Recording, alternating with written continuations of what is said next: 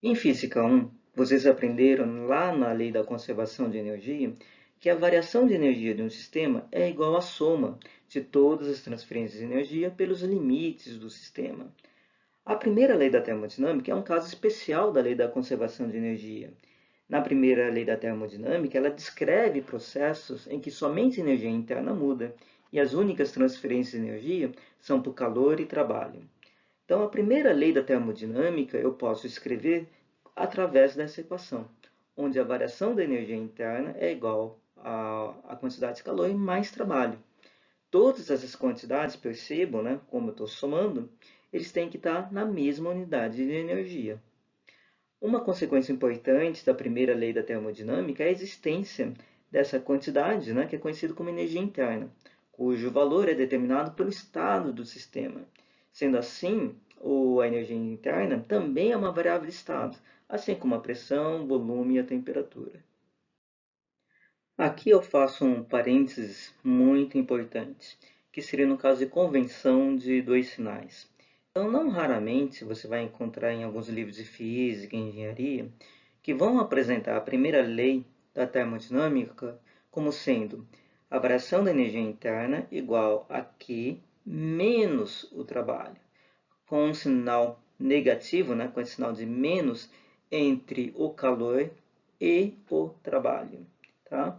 Então, o motivo é que o trabalho, ah, dessa forma definida, né, está sendo trabalho realizado pelo gás, ao invés do trabalho realizado sobre o gás, que a gente está tratando, né, está adotando nessas aulas.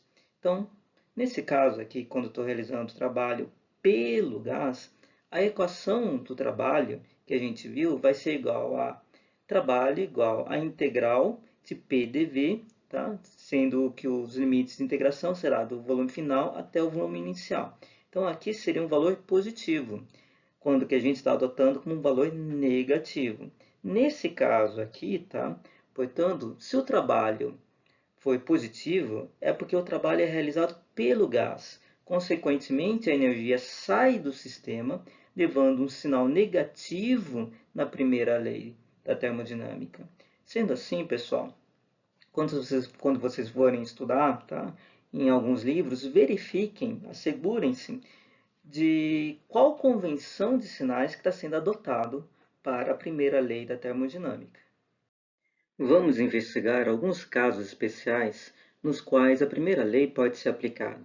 Então, primeiramente, vamos considerar um sistema isolado. Lembrando, né, que um sistema aberto é aquele que pode haver troca de energia e de matéria com o exterior. Por exemplo, no caso aqui eu tenho uma xícara de café, tá? Uma xícara comum. Então, eu posso perder calor pelas paredes e também parte desse café pode até inclusive se evaporar. Tá? Então, seria um sistema aberto, ele perde massa para o exterior. Já um sistema fechado, como por exemplo, eu tivesse colocado essa xícara e colocasse uma pequena tampa em cima dela. Embora não perdesse massa, não perdesse vapor, tá?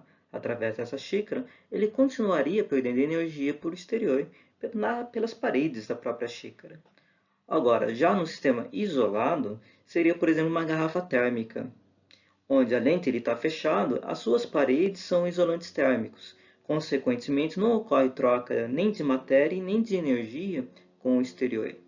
Sendo assim, um sistema isolado é aquele que não interage com o seu entorno. Nesse caso, não vai haver transferência de energia por calor, como já havia dito para vocês. O trabalho realizado sobre o sistema é zero, não vai ter variação de volume nenhum nesse sistema. Consequentemente, eu teria que tanto a quantidade de calor como o trabalho vão ser igual a zero. Consequentemente, a variação da energia interna vai ser igual a zero. A energia interna, então, de um sistema isolado, né, permanece constante ao longo do tempo. Vamos considerar agora um caso, né, de um sistema que pode trocar energia com seu entorno e é levado por um processo cíclico. Um processo cíclico é aquele que começa e termina no mesmo estado. Nesse caso, ele não seria um sistema isolado. Aqui eu tenho um exemplo, né, desse processo cíclico, num diagrama PV. Nesse caso, o processo cíclico ele aparece em uma curva fechada. Então, imagine que ele comece nesse estado, depois de um ciclo, ele voltaria a essa mesma posição. Como num processo cíclico ele começa e termina no mesmo estado, a variação da energia interna é igual a zero. E aplicando a primeira lei da termodinâmica, onde eu sei que a variação da energia interna vai ser igual a zero, eu percebo que a quantidade de calor é igual ao negativo do trabalho. Então, aqui o que eu volto a enfatizar, a energia aqui adicionada ao sistema é igual ao negativo do trabalho realizado sobre o sistema durante o ciclo. Em um processo cíclico, o trabalho resultante realizado sobre um sistema por ciclo é igual à área coberta pelo caminho representando o processo em um diagrama PV. Então, o trabalho realizado seria a área contida dentro do ciclo fechado. Nesse exercício, é mostrado aqui ao lado um diagrama PV de um processo cíclico em que o estado inicial de um sistema termodinâmico é idêntico ao estado final desse sistema termodinâmico. E o processo tem início no ponto A, no plano PV, percorre um ciclo no sentido anti-horário até o ponto B e a seguir retornando para o ponto A. O trabalho realizado é de 500 joules. E aí é pedido no item A. Por que o trabalho realizado é positivo? Então é para você dar uma explicação. E no item B, calcule a variação da energia interna e o calor adicionado durante esse processo.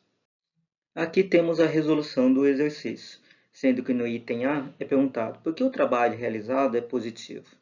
Nesse processo cíclico, que de A vai para B e depois de B retorna para o A. Muito bem. Então, para analisar essa situação, eu primeiro analisei de A para B, e depois de A para B, e depois de B para A. Ok? Então, vamos analisar primeiro o processo de A para B. De A para B, houve uma expansão. Então, houve uma expansão. Consequentemente, eu tenho esse VB maior do que VA. Sendo assim, o trabalho, que seria essa região debaixo da curva, tá?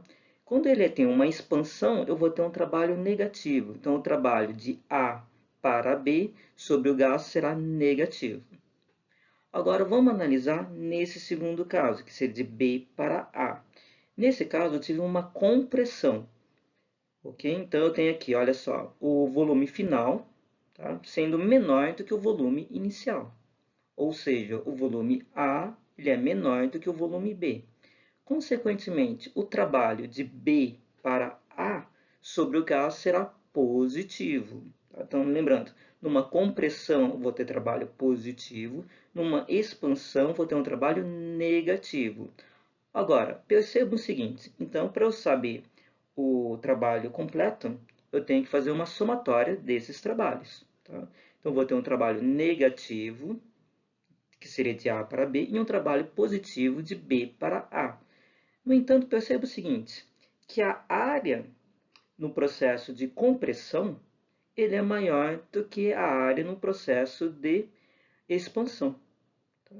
Por isso, no processo cíclico completo, eu vou ter o seguinte, que eu vou ter o trabalho de A para B, que é positivo, e o trabalho de B para A é negativo. No entanto, a área de A para B é maior do que a área de a área de B para A é maior do que a área de A para B. Consequentemente, eu vou ter como resultado um trabalho positivo nesse ciclo completo. Você também poderia pensar da seguinte maneira, que o trabalho total ele sempre vai ser positivo no sentido anti-horário.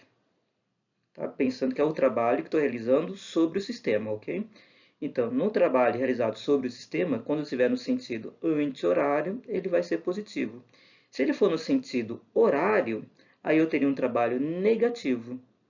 Porque perceba agora, Se eu fosse no sentido no sentido horário, de B para A, eu teria, nesse caso aqui, positivo, e de A para B, eu teria, nesse caso, negativo.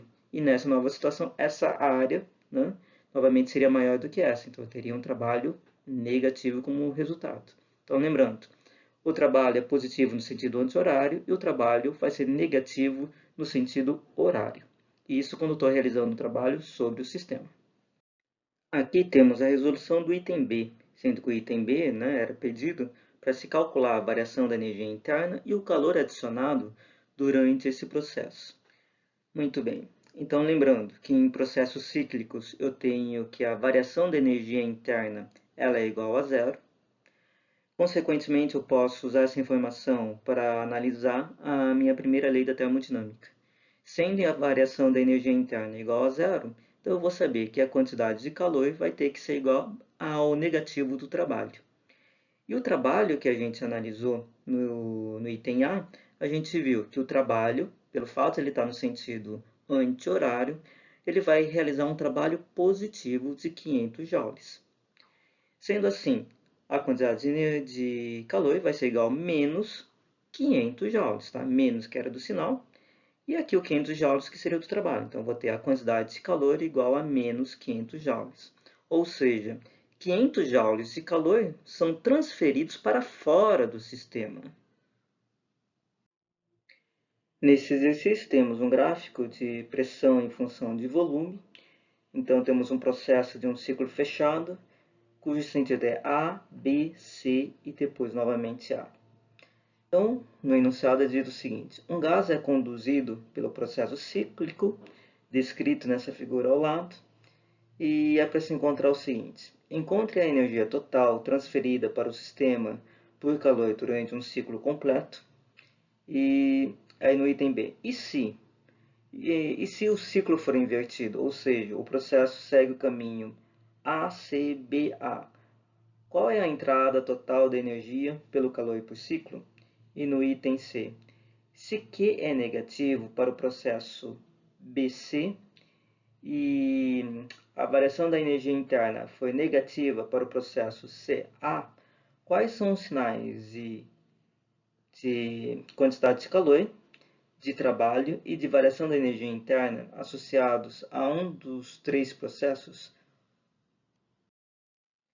Aqui está a resolução do exercício, onde que no item A era solicitado: encontre a energia total transferida para o sistema por calor durante um ciclo completo. Aqui está apresentado o diagrama PV com esse ciclo completo. Então, ele seria de A para B, de B para C e de C para A. Então, eu tenho aqui um ciclo no sentido horário.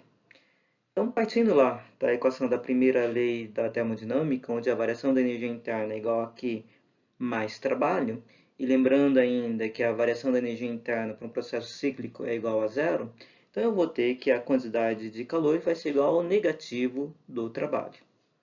Lembrando ainda que num processo cíclico, no sentido horário, o trabalho realizado sobre o sistema ele é negativo. Então, eu posso calcular simplesmente a área desse triângulo em módulo, né? E adicionar um sinal negativo na frente disso. Ok, então eu tenho que o trabalho total vai ser igual a menos a área do triângulo. Sendo que a área do triângulo vai ser igual a meio vezes a altura vezes a base desse triângulo. A altura desse triângulo vai ser 8 menos 2, então vai dar 6 kPa. Tá? E a base desse triângulo vai ser 10 menos 6, então isso aqui vai ser 4 metros cúbicos. Então eu tenho aqui que o trabalho vai ser igual a menos 12 kJ. Tá?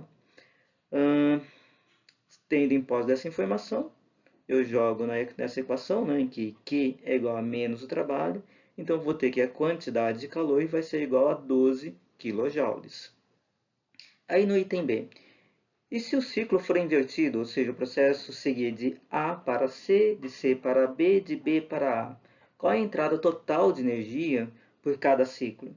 Nesse caso, o trabalho no sentido anti-horário seria positivo, consequentemente, eu teria uma quantidade de calor de menos 12 kJ, ou seja, estaria saindo do sistema 12 kJ de energia. Aqui já estaria entrando no sistema 12 kJ de energia. Aqui temos a resolução do exercício, onde eu tenho nesse pedaço da coluna os processos executados. Então, eu tenho aqui o processo BC, depois o processo CA e o processo AB. Então, aqui está representado as letras. E para cada processo, eu tenho uma determinada quantidade de calor, um trabalho e uma variação de energia interna. Muito bem. Então, vamos analisar primeiro o processo BC. No processo BC, é-me dito no enunciado que a quantidade de calor é negativa. Então, eu já coloquei aqui em verde a quantidade de calor negativa. Agora vamos analisar aqui o processo. No processo BC, perceba que eu não tenho variação de volume. Em B eu tenho 10 metros cúbicos e em C também eu tenho 10 metros cúbicos. Sendo assim, não houve variação de volume, consequentemente não houve trabalho executado. Então o trabalho nesse processo BC é igual a zero. Então por isso coloquei zero aqui. Muito bem, sendo o trabalho igual a zero, eu vejo pela lei da primeira lei da termodinâmica que a variação da energia interna então tem que ser igual à quantidade de calor. Já que a quantidade de calor no enunciado era tido que era negativo, então a variação da energia interna também vai ser negativa. Agora vamos ver o processo CA, que seria esse processo CA, que eu tenho a pressão constante. Nesse caso, eu tenho uma compressão do gás. Se eu tenho uma compressão do gás, eu vou ter um trabalho positivo. Tá? Então, eu vou ter um trabalho positivo. A partir do enunciado, foi dito que, olha, que a variação da energia interna é negativa para o processo CA. Então, por isso que eu coloquei em verde aqui que o processo, a variação da energia interna é negativa nesse processo CA. Então, eu já tenho esses dois valores. Muito bem. Sabendo que a variação da energia interna ela é negativa, eu sei que o trabalho ele é positivo. Então, eu tenho que ter necessariamente essa quantidade de calor negativa para que eu consiga ter uma variação de energia interna negativa. Tá? Se esse é um valor positivo, esse aqui é um valor negativo, então aqui o Q só pode ser negativo. Tá? Então, eu tenho que essa quantidade de calor vai ser negativa. E, finalmente, eu tenho o processo AB. Tá? Então, aqui no processo AB, eu vou ter uma expansão, tá? Vou ter uma expansão desse gás. Se eu tenho uma expansão desse gás, eu vou ter um trabalho negativo. Então, o gás realizou um trabalho no sistema e não o sistema realizou um trabalho no gás. Então, como houve uma expansão, eu vou ter um trabalho negativo. Então, aqui eu vou colocar o negativo aqui no trabalho. Muito bem, em cima disso, eu sei o seguinte, que a variação da energia interna vai ser igual ao Q. Tá? Agora lembrem-se, num processo fechado, né, eu tenho que a variação da energia interna ela é igual a zero.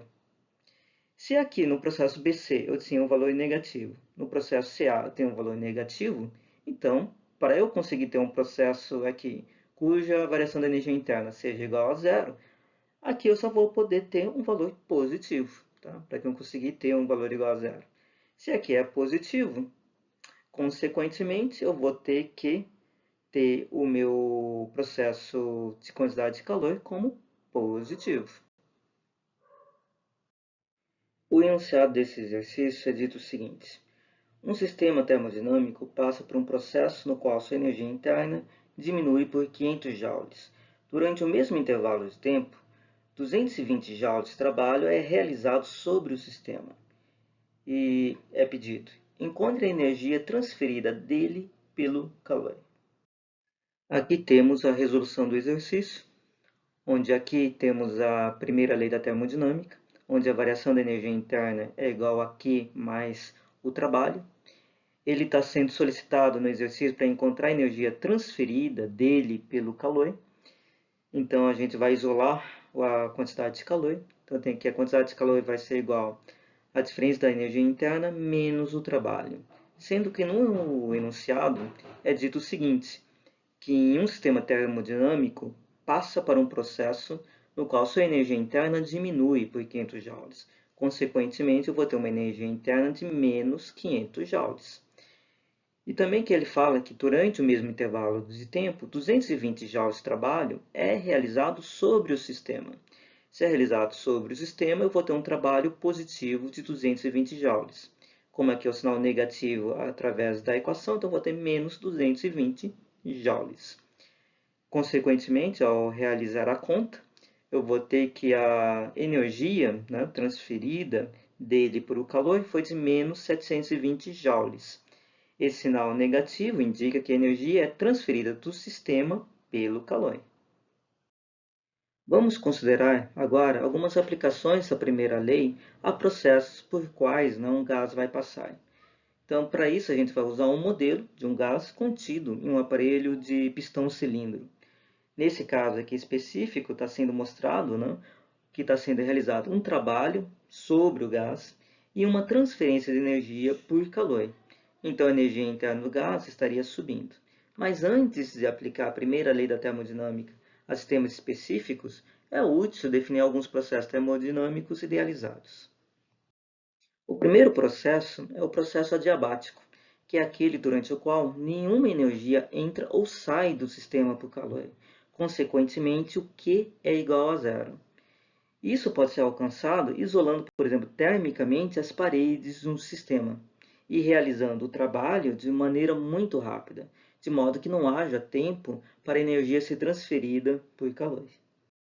Aplicando o primeiro princípio da termodinâmica, onde eu tenho que a variação da energia interna é igual à quantidade de calor mais o trabalho para esse processo adiabático, onde eu sei que esse Q, né, a quantidade de calor, é igual a zero, eu sei que a variação da energia interna vai ser igual ao trabalho.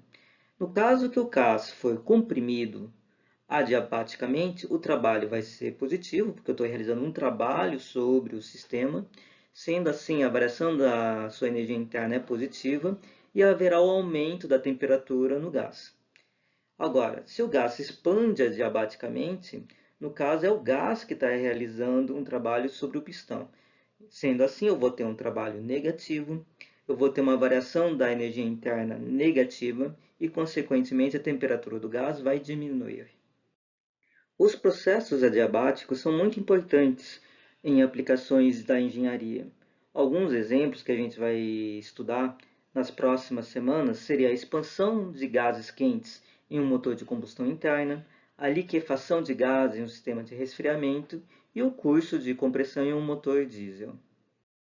No vídeo a seguir é mostrado um experimento sobre expansão adiabática.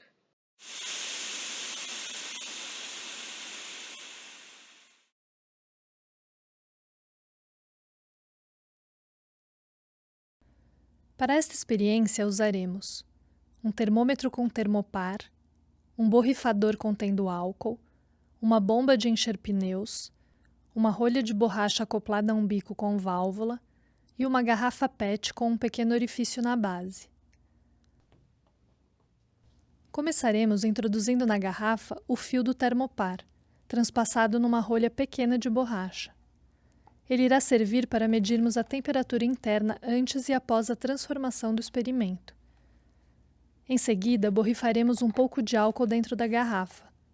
O vapor de álcool será útil para visualizarmos a condensação. Agora, tamparemos a garrafa com a rolha e a acoplaremos à bomba de encher.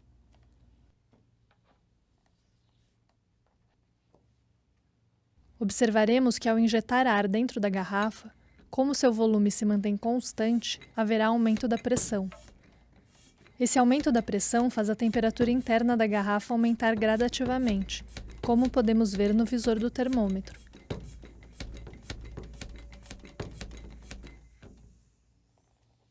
Com a garrafa pressionada, abriremos a tampa de borracha de forma abrupta. No momento da descompressão, forma-se uma neblina branca dentro da garrafa, e a temperatura interna diminui consideravelmente. Por causa da expansão repentina, ela se torna uma transformação praticamente adiabática, ou seja, sem troca de calor da parte interna com o ambiente.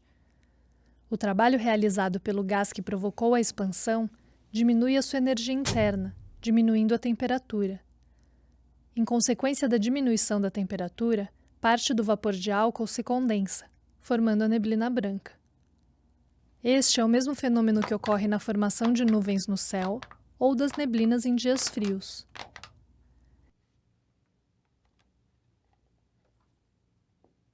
Agora, se repetirmos a compressão do gás, a temperatura irá se elevar e parte da neblina formada irá desaparecer.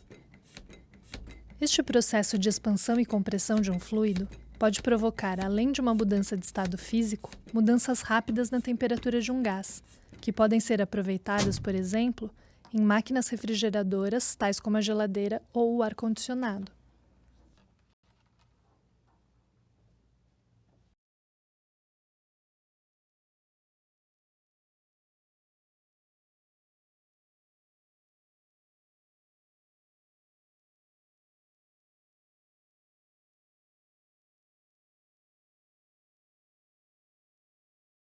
No próximo vídeo será apresentado um experimento, agora sobre compressão adiabática.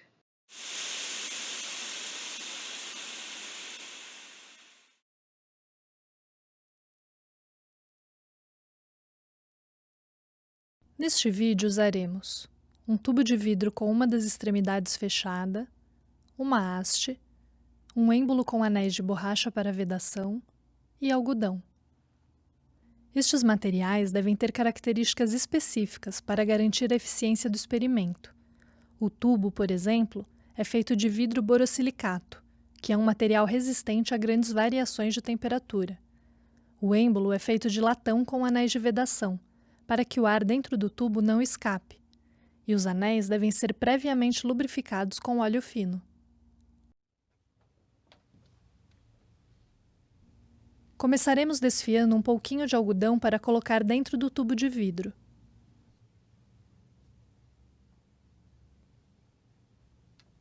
O algodão desfiado é um ótimo material para esta demonstração, pois além de bom combustível, tem grande superfície de contato, que aumenta bastante a eficiência da queima. Assim, quando o êmbolo é pressionado com muita força e de forma muito rápida, podemos ver que o algodão entra em combustão por meio do flash de luz causado pela queima.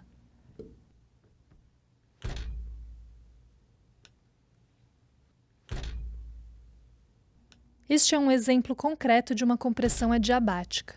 O ar dentro do tubo é comprimido, o que faz a sua temperatura aumentar. Como esta compressão é feita de modo muito rápido, praticamente não há transmissão de calor através das paredes do tubo. Desta forma, todo o trabalho realizado sobre o ar pelo êmbolo é transformado em energia interna do gás, que faz a sua temperatura subir abruptamente. Pela variação do volume do gás na compressão do êmbolo, pode-se estimar a temperatura final do algodão, que pode ultrapassar os 400 graus Celsius. Este mesmo processo é aplicado nos motores de combustão a diesel de ônibus e caminhões. A compressão rápida do pistão aumenta a temperatura do vapor do combustível que entra em combustão, sem a necessidade de uma faísca elétrica, como nos motores a gasolina ou a álcool.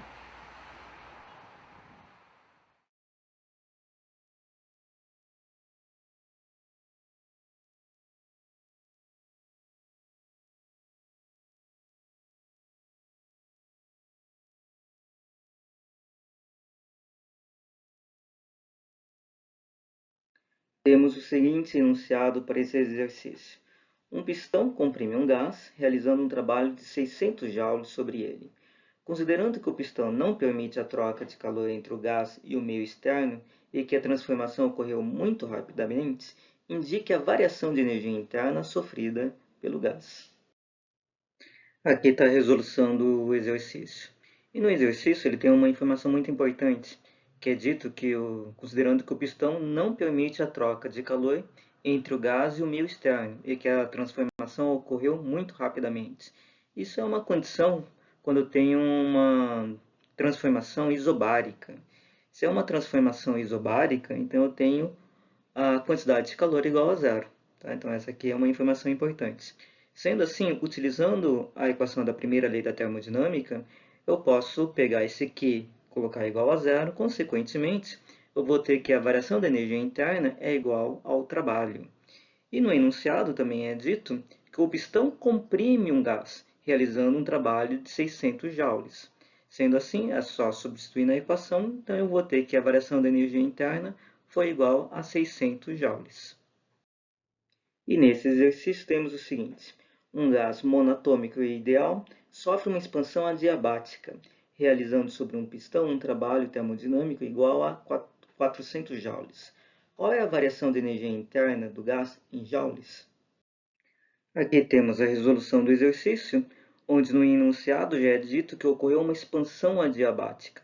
Sendo assim, o Q, já é igual a zero. A quantidade de calor vai ser igual a zero por causa que é um sistema termicamente isolado. E aí também ele disse que foi realizado sobre um pistão um trabalho termodinâmico igual a 400 joules. Conforme a nossa convenção de sinais, quando eu realizo um trabalho sobre o gás, então eu estou realizando um trabalho positivo. No entanto, aqui o gás que está realizando um trabalho sobre o pistão. Então está tendo uma expansão. Então o gás está realizando esse trabalho sobre o pistão. Sendo assim, eu vou ter um trabalho de menos 400 joules. Sendo assim, eu posso pegar esses dois valores e substituir na equação da primeira lei da termodinâmica. Sendo assim, eu vou ter que a variação da energia interna vai ser igual a menos 400 joules. Um caso especial da expansão adiabática é a expansão adiabática livre. Aqui está a ilustração dessa ocorrência. Então imagine, por exemplo, que eu tenho um gás, inicialmente a uma temperatura Ti, contida por uma membrana fina, com um vácuo acima dela. Em algum determinado momento, essa membrana é rompida e o gás se expande livremente para aquela região evacuada. Nesse caso, como se o gás se expande no vácuo, ele não aplica uma força sobre o pistão. Consequentemente, não há um trabalho sobre ou pelo gás. Sendo assim, o trabalho é igual a zero. Uma vez que a quantidade de calor é igual a zero, assim como o trabalho é igual a zero, a gente obtém, através da equação da primeira lei da termodinâmica, que a diferença da energia interna no sistema vai ser igual a zero. Consequentemente, as energias internas inicial e final de um gás são iguais numa expansão adiabática livre. E, consequentemente, não haverá variação de temperatura durante uma expansão livre adiabática.